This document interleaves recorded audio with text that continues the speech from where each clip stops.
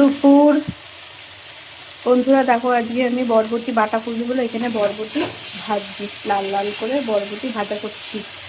আর এখানে পেঁয়াজ রসুন আদা কালো জিরে, আদা না সরি, পেঁয়াজ রসুন কাঁচা লঙ্কা আর কালো জিরে আর একটু মিষ্টি মানে চিনি দিয়েছি। বাটবো বলে মিক্সিতে, হাতে আজকে আর বাটবো না, ভালো লাগছে না।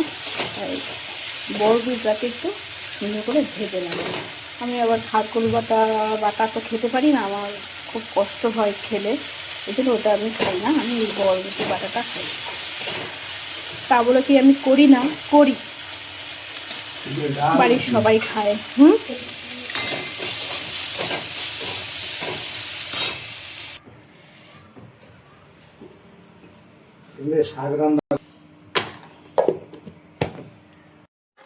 এই যে আমার মিক্সিতে পেস্ট করা হয়েছে, খুব সুন্দর পেস্ট হয়েছে।